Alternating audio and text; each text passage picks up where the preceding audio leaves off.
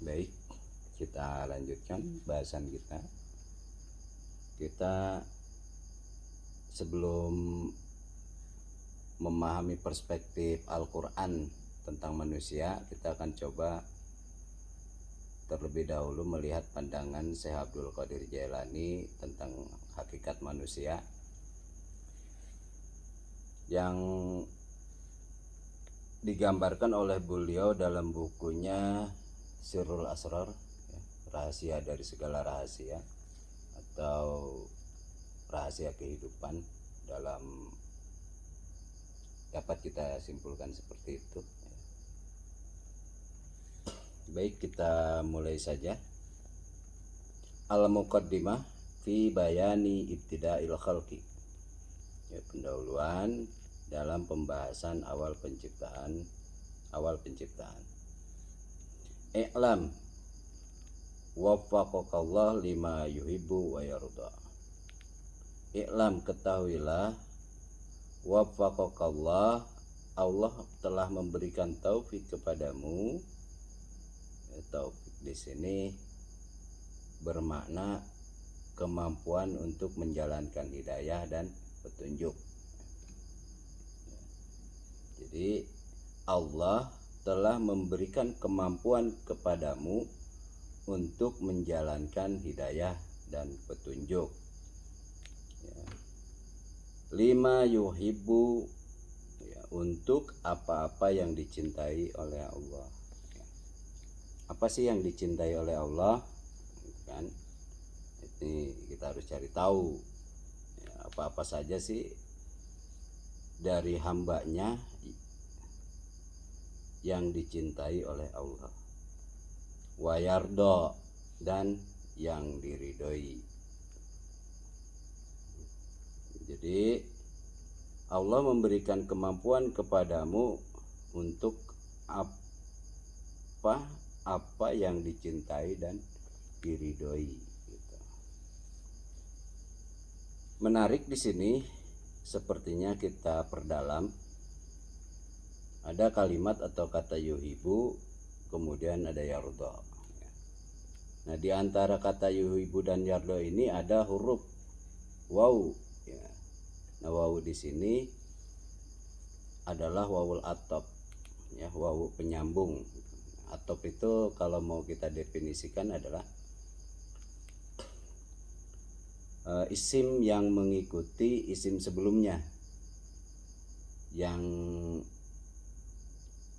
di antaranya ada huruf waw sebagai perantara atau penyambung antara kedua kalimat. Gitu. Artinya di sini dengan adanya wawul atop, kalimat pertama akan punya makna, punya arti ketika disandingkan dengan huruf berikutnya. Demikian pula sebaliknya. Jadi kalimat yuhibbu akan punya makna ketika disandingkan dengan yardo. Nah, demikian pula yardo itu akan punya makna ketika disambungkan dengan kalimat yuhibbu. Nah, apa saja sih yang dicintai oleh Allah itu? Apa-apa yang dicintai oleh Allah itu? Nah, di antaranya dari sekian banyak yang dicintai oleh Allah itu, pada prinsipnya adalah apa-apa yang disyariatkan oleh Allah terhadap manusia, atau apa-apa saja yang diperintahkan atau dilarang, yang diperintahkan kepada manusia. Ketika itu dijalankan, maka perbuatan itu adalah kemudian bisa disebut perbuatan yang dicintai oleh Allah. Gitu ya. Kita ambil contoh, misalkan syariat sholat, syariat zakat, syariat puasa, syariat haji, atau syariat-syariat wajib dan lainnya, atau syariat-syariat yang sifatnya sunnah gitu. Itulah yang dicintai oleh Allah gitu. Contoh misalkan sholat. Sholat itu adalah perbuatan ya, ibadah yang kita laksanakan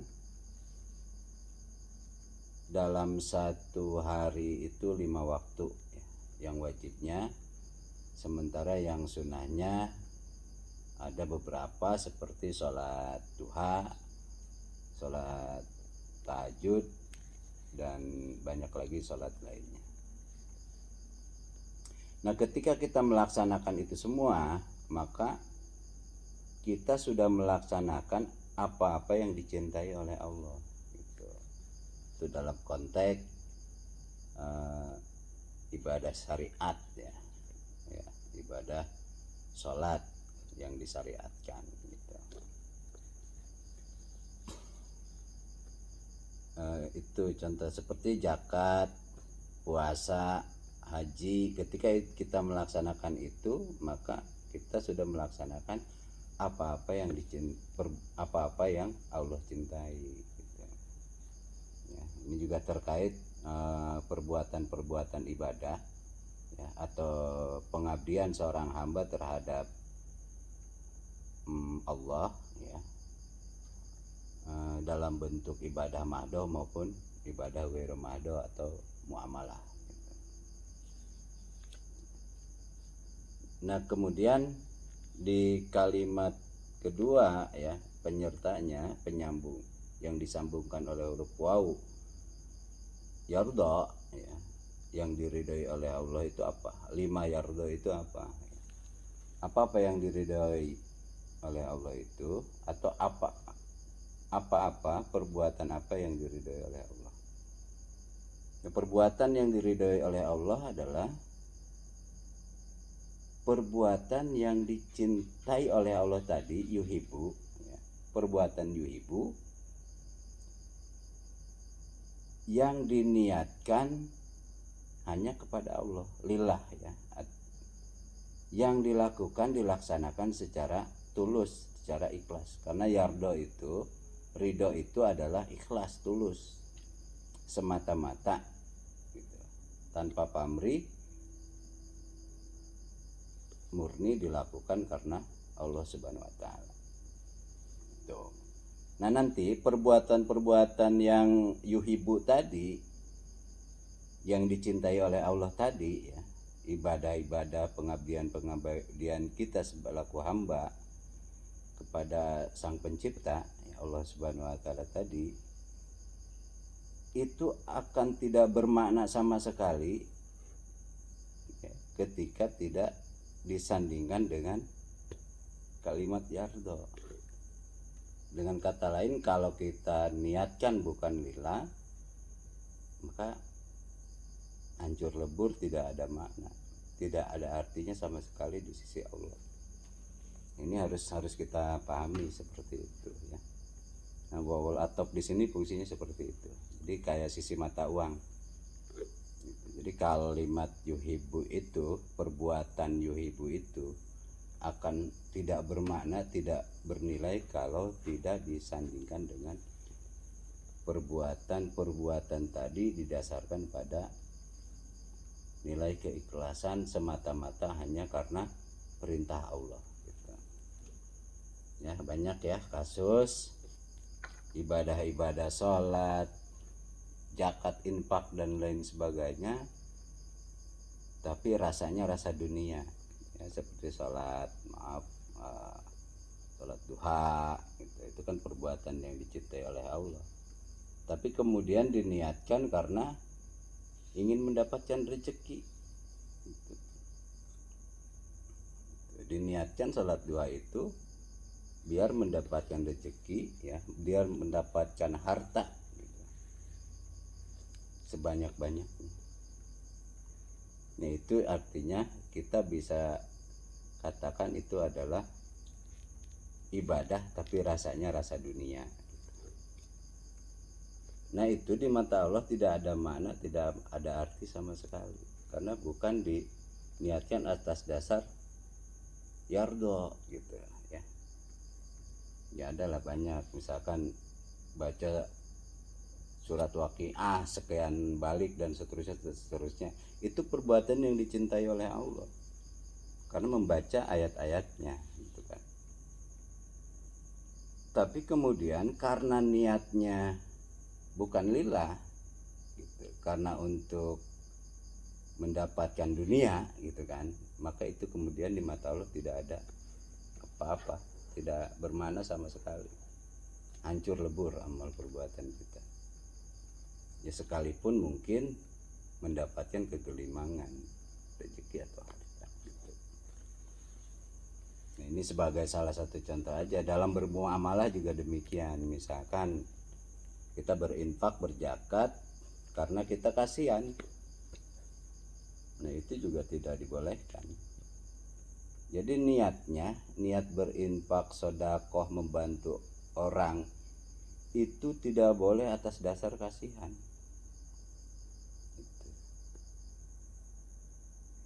Tidak boleh diniatkan atas dasar simpati, empati dan lain sebagainya. Tapi harus didasarkan karena Allah. Karena perintah Allah, karena Allah memerintahkan sehingga saya berinfak, bersedekah, berzakat dan lain sebagainya. Dasarnya adalah karena Allah memerintahkan itu, bukan karena saya kasihan, saya empati gitu. Bukan karena itu. Kalau karena itu maka hancur lebur, di mata Allah tidak ada artinya gitu. Jadi melaksanakan perbuatan yuhibu itu harus yardo gitu, harus karena Allah, ikhlas murni semata-mata karena Allah. Ada sebuah pelajaran yang bisa kita ambil sebenarnya. Kenapa, misalkan salah satu contoh, kenapa ketika kita melaksanakan perbuatan yang dicintai oleh Allah, semisal berinfak, bersedekah, membantu orang lain,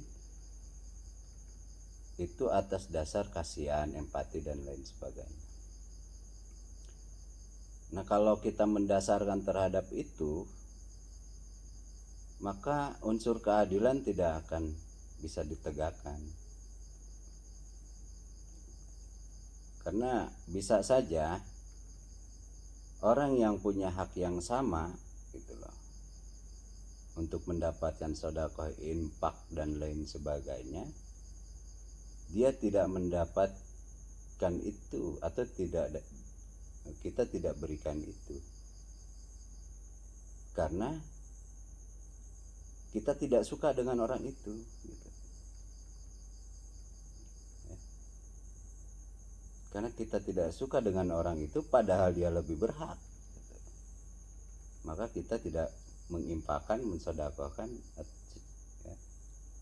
Jadi prinsipnya nih di kalimat wafaqakallah lima yuhibbu wa yarda tersebut ya, wawul atop ini fungsinya itu ya. Jadi seperti dua sisi mata uang. Kalau salah satunya tidak beres, dia tidak akan berharga, menghancurkan ya. Tidak akan berharga, tidak akan bernilai. Demikian sebaliknya. Ketika ada dua-duanya, dia akan sangat bernilai ya. Tuh. Jadi atas dasar ilmu, ilham, atas dasar ilmu Allah memberikan kamu petunjuk ya, dengan apa-apa yang dicintai dan diridhoi oleh Allah, seperti itu. Lama khalaqallah ruha Muhammadin sallallahu alaihi wasallam awalan min nuri jamalihi ya. Ketika Allah menciptakan ruh Muhammad pertama kalinya dari cahaya jamalnya. Jadi pertama kali penciptaan itu adalah ruh Muhammad ya. Dan pertama kali penciptaannya itu adalah dari cahaya jamalnya Allah. Cahaya kemuliaan, jamal itu kemuliaan, keutamaan, ya, kebagusan, ya, Allah gitu. Jadi Muhammad itu diciptakan pertama kali dari cahaya jamalnya Allah. Kama qala Allah Ta'ala fil hadisil qudsi, sebagaimana firman Allah dalam hadis qudsi, khalaqtu Muhammadan awalan min nuri wajhi. Aku telah menciptakan Muhammad pertama kali dari nur, ya, nur wajahku. Jadi pertama kali penciptaan makhluk itu ruh Muhammad. Muhammad di alam gaib, ya, bukan di alam nyata. Itu ruhnya Muhammad. Jadi sebelum ada penciptaan makhluk, nah pertama kali penciptaan itu adalah Allah menciptakan ruhnya Muhammad. Gitu. Ini ya sebagaimana diskusi ini, khalaqtu Muhammadan awalan, pertama kali, min nuri wajhi, dari cahaya wajahku. Wa kama qala Nabi sallallahu alaihi wasallam, sebagaimana sabda Nabi yang diriwayatkan oleh Abu Daud, awalu ma khalaqallah ruhi. Pertama yang Allah ciptakan adalah ruhku, kata Nabi demikian. Wa awalu ma khalaqallah nuri. Dan yang pertama yang Allah ciptakan adalah cahayaku. Wa awalu ma khalaqallahu al-qalamu. Dan yang pertama yang Allah ciptakan adalah al-qalam atau pena. Wa awalu ma khalaqallahu al-aqal. Yang pertama kali Allah ciptakan adalah akal, gitu, ya. Seperti itu ya. Jadi di alinea ini kita bisa melihat bahwa awal penciptaan makhluk itu adalah manusia apa? Ruh Muhammad, ya. Ruh Muhammad adalah awal pertama penciptaan. Itu ya, seperti itu.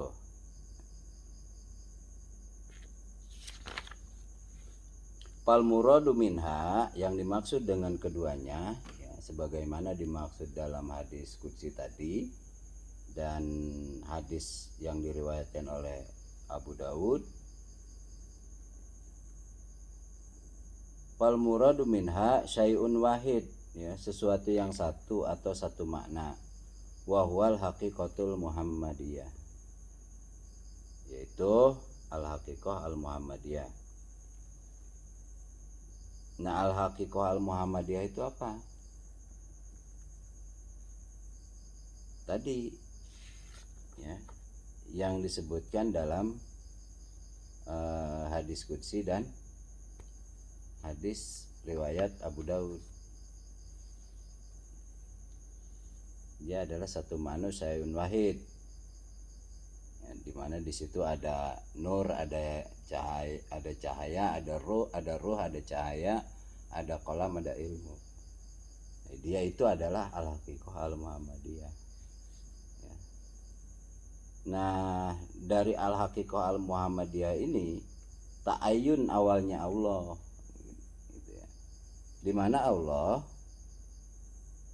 pertama kalinya menampakkan diri dalam bentuk asma dan sifatnya di Muhammadiyah ini, gitu. Jadi Allah menampakkan diri dengan asma dan sifatnya, dengan ruhnya dia menciptakan ruh Muhammad, gitu kan. Berarti kan dari Allah, gitu kan. Dari Allah menciptakan ruh Muhammad, kemudian menciptakan cahaya, kemudian menciptakan al-qalam, menciptakan akal. Nah, dari ta'ayun awalnya Allah dalam bentuk itu tadi al-haqiqah al Muhammadiyah, itu melahirkan ta'ayun berikutnya. Apa itu? Yaitu konsep risalah, nubuah, risalah, dan wilayah.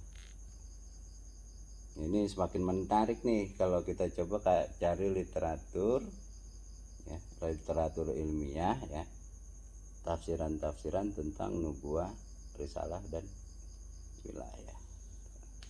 Jadi nubuah itu apa, risalah itu apa, wilayah itu apa. Nah, yang pasti dari lahirnya, ya, nampaknya atau lahirnya konsep-konsep tadi, gitu kan, untuk keteraturan kehidupan manusia ini kemudian menyatu dalam diri Muhammad. Ya, nanti akan kita bahas tuh perkembangan penciptaan ruh sampai ke jasad, ya, ke fisik, sehingga ketika Nabi Muhammad diutus oleh Allah ke bumi dalam bentuk jasad, ya, yang ditiupkan ruh di dalam dirinya, ya, ruh Muhammad. Kemudian bagaimana Nabi Muhammad SAW ini menjadi pemimpin alam semesta dan menjadi rujukan, ya, sumber dari keteraturan alam semesta. Jadi konsepnya seperti itu. Kalau kita bikin bagan tuh terkait ibtidail khalqi itu Allah, ruh Muhammad, gitu kan.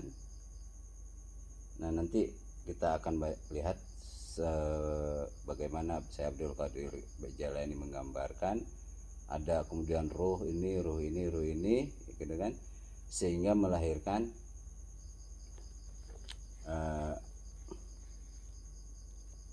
Muhammad sebagai pemimpin alam semesta dan rujukan atau sumber keteraturan alam semesta. Nah, ini Muhammad di sini sangat terkait erat dengan konsep nubuah, risalah, dan wilayah. Nanti secara sambil berjalan akan ketemu itu, ya, gitu. Tapi tidak secara khusus. Di kesempatan ini kita ngebahas tentang nubuah, risalah, dan wilayah. Kita coba melihat pandangan-pandangan Syekh Abdul Qadir Jailani terkait hakikat manusia, ya, mulai dari awal penciptaan makhluk, ya, termasuk manusia itu sendiri di dalamnya. Ya, fal muradu minha syai'un wahid tadi udah, oke. Nanti fal muradu minha syai'un wahid wa huwal haqiqatul muhammadiyah. Yang dimaksud dalam hadis qudsi dan hadis riwayat Abu Daud tadi adalah syai'un wahid, sesuatu yang satu atau satu makna. Wal haqiqatul muhammadiyah, ya. Jadi udah digambarkan al haqiqatul muhammadiyah itu apa. Lakin sumya nuran likaunihi sofyan anizulmaniyatid jalaliyah. Tetapi disebut juga sumya, ya, nuran, disebut juga cahaya, likaunihi, ya, karena sofyan anizulmaniyah al-jalaliyah, karena bersih dari kesesatan, gitu. Bersih dari kesesatan yang menghalangi al-jalaliyah. Al-jalaliyah itu jalalnya Allah, ya. Jadi al-jalaliyah ini penampakan Allah dalam bentuk sifat dan asmanya, ya Asmaul Husna ya kita kenal. Itu namanya al-jalaliyah. Artinya di sini kenapa disebut nuran, ya, cahaya, karena tidak ada sekat gitu, tidak ada penghalang gitu, yang menghalangi, tidak ada kegelapan, kesesatan yang menghalangi untuk gitu ya ketemu dengan jalalnya Allah gitu kan. Kama qala Allah taala qad ja'akum minallah nurun wa kitabum mubin. Sungguh telah datang kepada kalian dari Allah cahaya ya, dan kitab yang jelas, jelas terang benderang gitu kan, tidak terhalangi oleh kesesatan dan kegelapan. Wa aklan kemudian juga bisa kenapa disebut akal ya. Kalau hakikah Muhammadiyah ini kenapa juga disebut akal, karena likaunihi mudrikan al-kuliyat, karena mengetahui segala sesuatu. Kenapa disebut juga akal? Karena mengetahui apapun gitu. Mengetahui segala sesuatu. Jadi manusia tuh diajarkan oleh Allah ya. Wa 'allama adama kullaha gitu, asma'u kullaha gitu kan.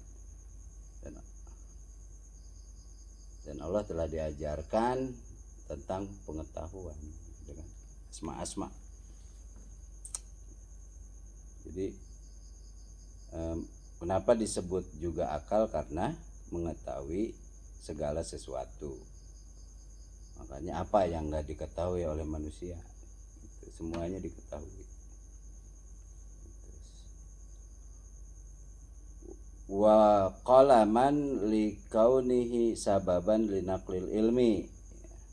Disebut juga qalam pena karena menjadi sebab linaqlil ilmi, berpindahnya ilmu. Kama anal qalam sababun naqli al ilmi fi alamil hurufat ya, sebagaimana pena menjadi sebab berpindahnya ilmu di dalam alam hurufat ya, alam huruf-huruf atau alam dunia ilmu gitu ya. Farruhul Muhammadiyu khulasatul akwan ya. Dan Roh Muhammad itu adalah inti dari penciptaan ya. Seperti itu ya, inti dari penciptaan itu adalah Ruh Muhammad. Wa awalu kainati wa asluha, dan awal penciptaan alam semesta,